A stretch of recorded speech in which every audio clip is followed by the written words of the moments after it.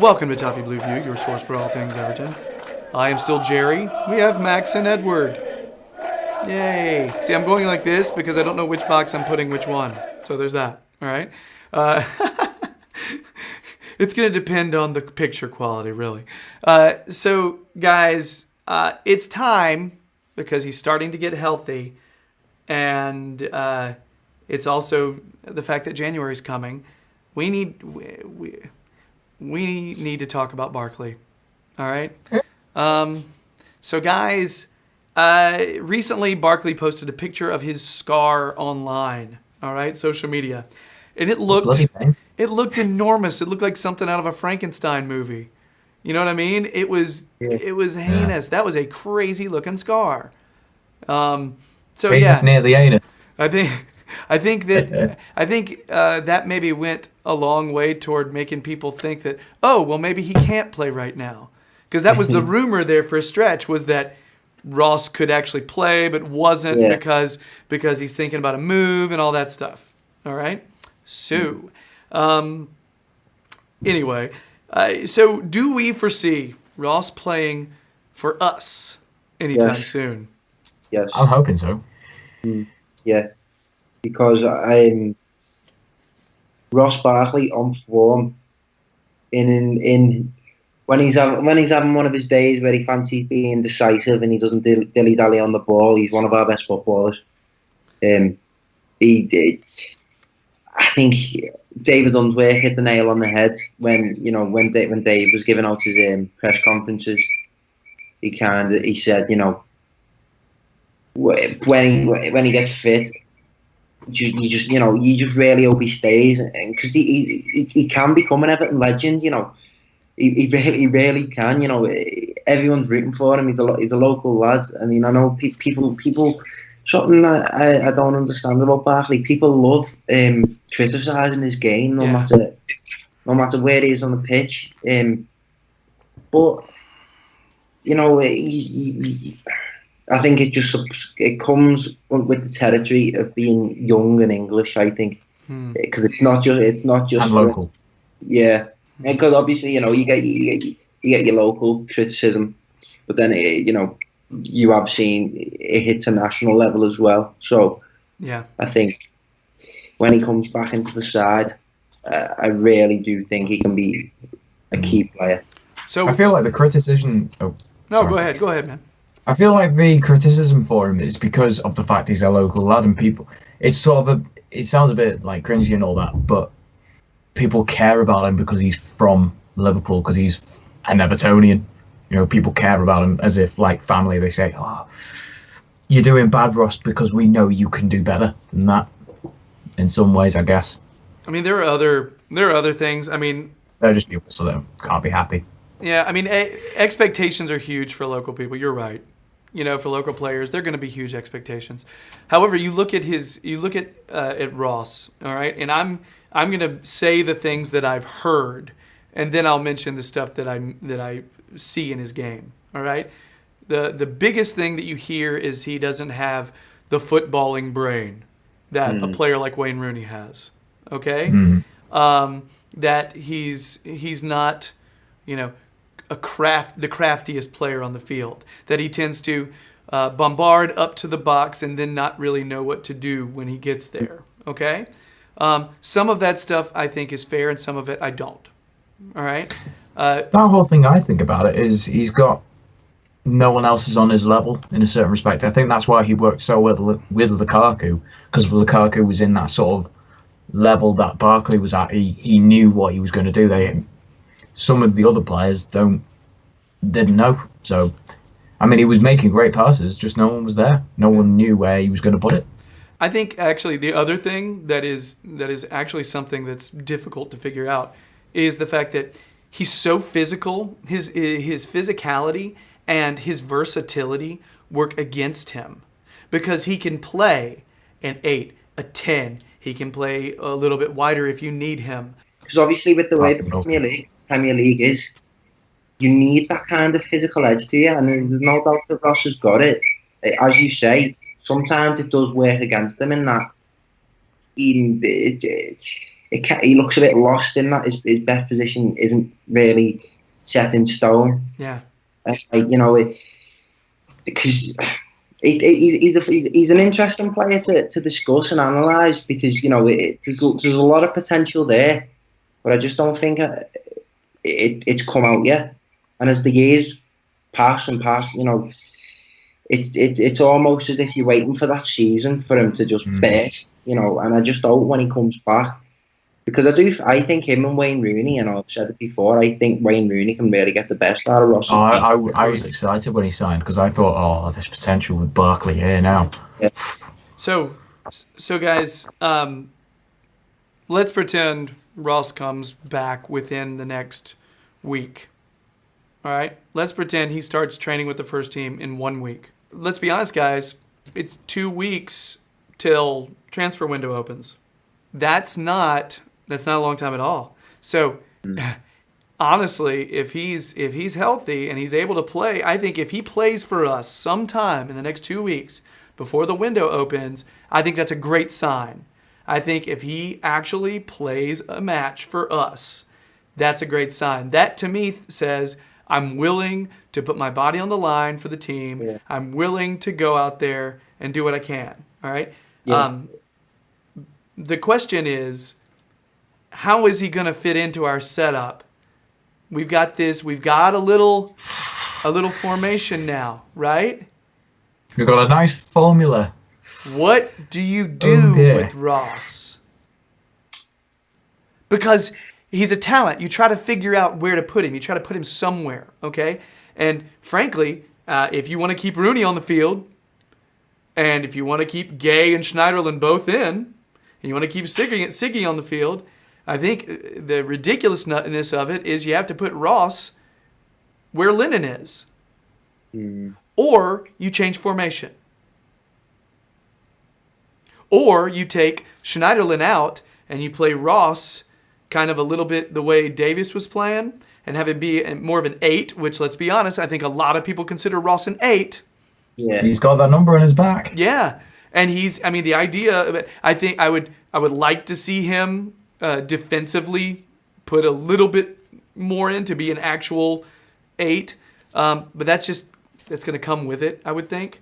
But what do you do, guys? I don't know. Don't bring him in. While you were saying that there, I was trying to just process it all.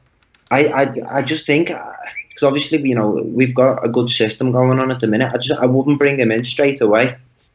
I think, because obviously, as you've said, a lot of the fans want to see him develop that defensive side of his game. Not to the point where it dumbs down all his attacking sparks, but maybe if you bring Barkley on as that late substitution and say, hold the midfield, break forward if you can, but hold the midfield. Don't forget, he's been on for a long time. So, I think integrating him slowly probably be the best for us.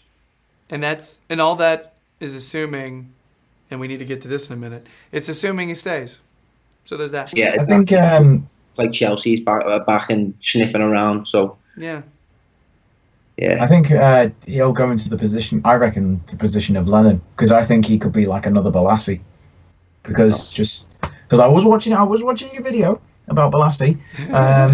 He's got pace, he's got power. No, he's not a winger. Maybe not the skill to take on defenders like Balassi has, but it's also somewhere where he can learn defensive abilities for now anyway. Here's the question. I feel like if Vlasic can play a winger, Barkley has the ability to, but not. I mean, let's be honest. He's not exactly like Balassi. He doesn't have. It's not like the dead, straight out speed. I don't see Ross as being someone who's going to outrun people as much. He'll kind of boss them off the ball. He's not a winger. We're seeing that under Martinez. Martinez played him out wide several times, and there was a lot of factors to prove that Ross isn't a winger. He's not. It's not my first choice for him. But if you're trying to find a place for him on the field, in that formation, it's really the only choice because you don't want to take Rooney, you don't want to take those other guys. But I think the solution will be change in formation. I just want to like explain. He's just not a winger because obviously a lot of fans have first started pointing towards his fitness because when he was getting played out wide, it just looked like too much running for him to do. which isn't necessarily a bad thing. It just showed that he's just not a winger. That's okay. It's not a problem. Okay. But another factor that I picked on it in particular is you can't put Ross Barkley too close to the line, because he needs the space in front. He needs the freedom. You put him too close to the line, it limits his game. You put him in places where he doesn't really want to be, and his best game doesn't come from being stuck on a touchline. So I want to mention, Max, I don't think Edward or I or anyone, and I don't even think you would be. No, of course you're not. But I don't think we're saying that was in any way his best position. All right, what about against Bournemouth though last year? You know what I mean, like, because he played in that sort of position. I think a bit more narrower, but narrower. Yeah, the Man City game at home is a game that I kind of point to as as you just said, we were playing narrower, and kind of a bit like where you see Rooney, because Rooney, obviously he runs his socks off, and you see him picking up in all these kind of strange positions on the pitch. Quite a lot of people have said you see him playing almost like a quarterback role, but as he pushes forward, it's almost as if it becomes a narrow midfield, in that even though you've got the likes of Gylfi, who we have said cuts in as well. But I do see similarities between Rooney and Barkley. So that's just what I'm saying. I mean, you wouldn't. That would be incredible. I do, because I think Ross has those sparks of brilliance that you see Rooney come out with. I mean, a goal that I point to is one of the best goals I've ever seen. That game where if we'd have won, we'd have got champion. Well, we were looking like we were on course for Champions League, but Liverpool would have won the league, and we got beat, which we did. Oh, that was against City, wasn't it? City went on to win the league. Yeah, I was at that one. He scored that screamer. With some absolute screamer first touch, So they're just a little hint of quality that you show. When he's in the right positions on the pitch, he can come out with absolute brilliance. Yeah. Yeah. So I think when we analyze this, if we put him on the wing, he needs to play narrow, all right, and not worry as much about trying to get to the corner forward and then cross. Not really, more of a forward. I prefer that terminology, because I don't think it would be a winger. Okay, let's just never call him a winger again. Let's just say right. No. Trust me, I was really talking about me, but the idea of getting narrow, playing on the side, narrow, and being able to cut in and interplay with Calvert-Lewin, interplay with Rooney, and all of that could be possible. However, don't be surprised, because in the past, Big Sam has more flexibility in his formation than he lets on. All right? Don't be surprised if I think all of us could envision a scenario where if we're down 1-0 and we take Schneiderlin out, bring Barkley on, and Gay stays right in front of the back four, and so it's 4-1, and then 2, you got Rooney and Barkley right in front of that. Yeah. That's not bad. That's brilliant. But that is what I do. Yeah. That's pretty much what I'd do, integrating him back into the team, because I think it'd suit his game. Scouts is United. So imagine that though, Davies, Rooney, Barkley midfield. No, not very too bad. Scouts' dream. Yeah, with Kenny on the right back. Yeah. One last question, yes or no. Is Barkley leaving in January? No. No. I don't know whether that's with my heart or head either, so I'm just going to say no. I don't want him to go, but I think he's gone. I think yes. And it's the right. Do you think he's gone? Yeah, I do. I can't see him going anywhere else. I just think he's in the right environment for it. I think right now is a great time for him to be here. I just think he made his decision in the summer. Well, he's getting behind and supporting the team, if you see on Twitter. I love that. And we're posting stuff. Everton's posting social media stuff involving him. So I don't know. We'll see. Good little indications. The next couple of weeks is going to be big. they're big for his future. So if I had to recommend anything for him, I would say stay, because I do think this is a good place for him, and I think Allardyce could do some things for him, even though Allardyce wasn't really a fan of his for the national team setup. All right, yeah, I want him to stay. I think he's gone with my Ross, gut. if you're watching, please stay. I made a whole road to glory on you, so please stay. All right. So, guys, any other last words for Ross? Ross, we know you watched. Stay, man. Please stay. If we've covered this, then it's over. Thank you. If you're digging the videos, please subscribe. We'd appreciate it. Like, comment. Tell us what you think is going on with Barkley. If you have an idea for a formation, I know a lot of people like to suggest lineups and formations. Do it.